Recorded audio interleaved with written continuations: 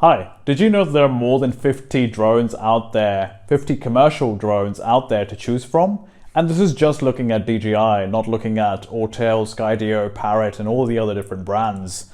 So with so many different drones, how do you even decide what drone to purchase and what drone's the best for your use case? We'll have a look in this video.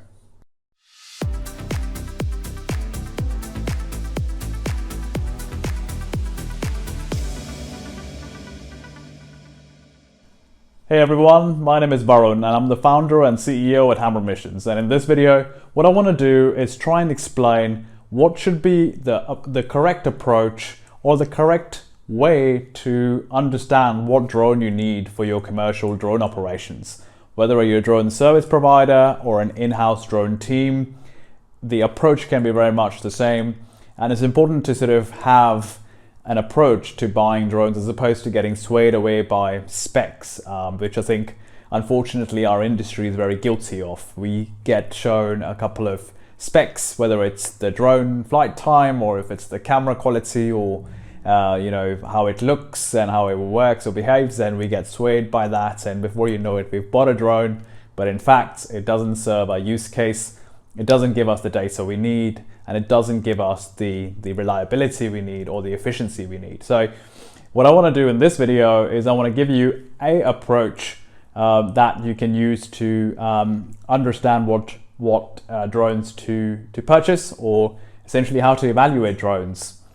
So what you want to try and understand is that with any drone, it's not really about the drone, it's about the use case. It's what you're trying to achieve. It's at the end of the day, some result, some decision, some form of end goal or output that you're trying to get to. And the drone is just a means to collect that data that allows you to make that decision or allows your client to make that decision.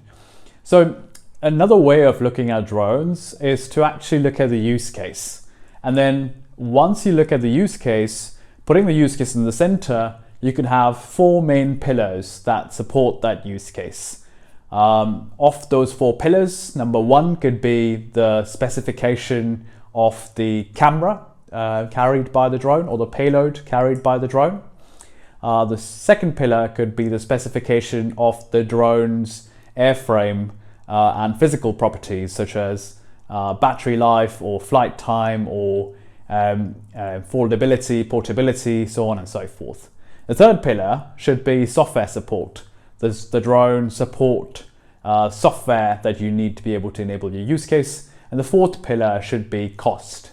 So if you take all of those together, you have your camera quality or your payload quality, you have your drone specification, you have your cost, and you have your software support. And what you need to do is you need to look at all four of those together to be able to make a decision on whether or not a drone is a good drone for your specific use case. Right, so once you've got the four pillars nailed, the second thing to do in this approach is to essentially start looking at how much do you care about each one of those pillars.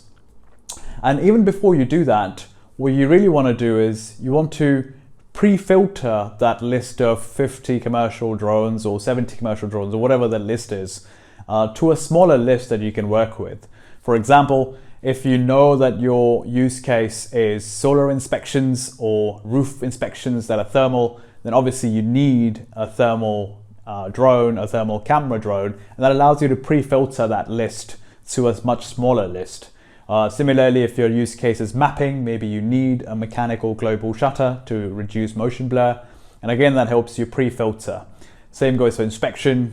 What you probably need is crystal clear quality. Maybe you need zoom. So I think there are some pre-filters that you can apply to reduce the list of 50, 70, 100 drones to a much more manageable list.